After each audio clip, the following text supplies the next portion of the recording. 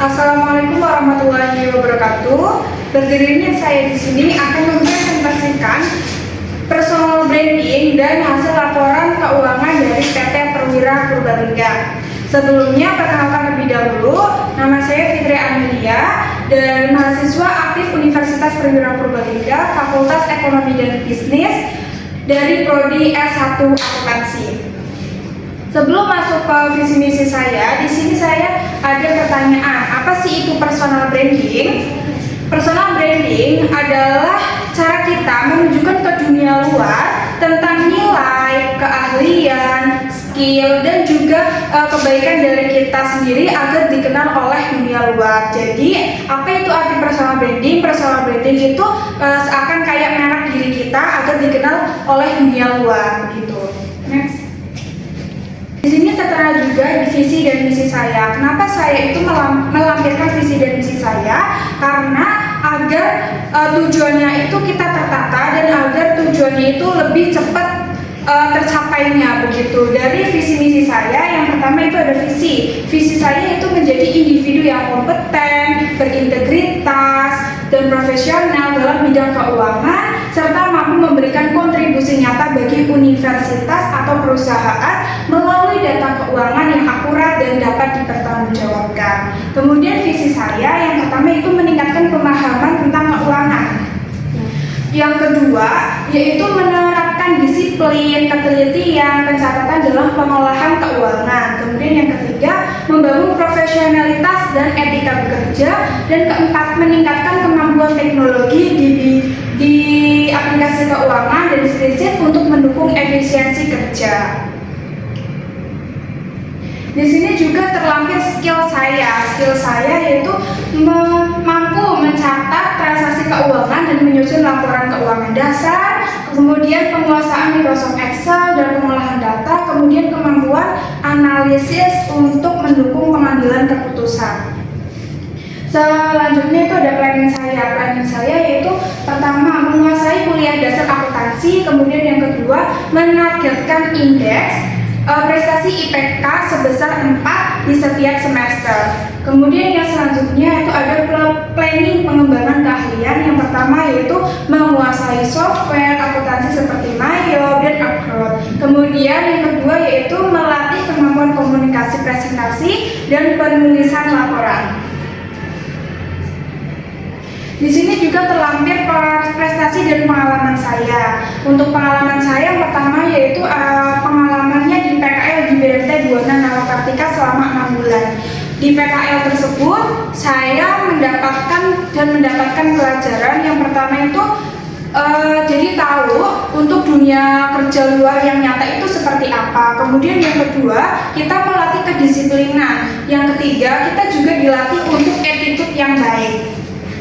Kemudian yang selanjutnya itu atas prestasi yang saya dapat, saya itu ada prestasi dari pramuka selama paskibra. Dari organisasi tersebut saya mendapatkan pelajaran bagaimana kita itu bisa memanajemen waktu, menjadi pemimpin, kemudian bagaimana kita disuruh untuk bertanggung jawab, dan juga bagaimana kita dilatih untuk bisa public speaking terhadap dunia luar, gitu. Next. Di sini juga saya akan melaporkan dari profil perusahaan PT Perwira Purbalingga dan laporan keuangan komprehensif periode Juli sampai September 2025. Next. Ini terdapat juga laporan laba rugi. Laporan laba rugi itu ada pendapatan, harga pokok penjualan, beban gaji, dan juga beban utilitas dan laba bersih. Dari pendapatannya yaitu sebesar 27 juta, harga pokok penjualannya sebesar 6 juta, kemudian beban gajinya 4.500.000, beban utilitasnya 1.200.000, dan laba bersihnya yaitu 15.300.000. Di sini juga terdapat ada diagram yang melampirkan tentang seberapa besar dari pendapatan, beban gaji, harga pokok penjualan, dan beban utilitas.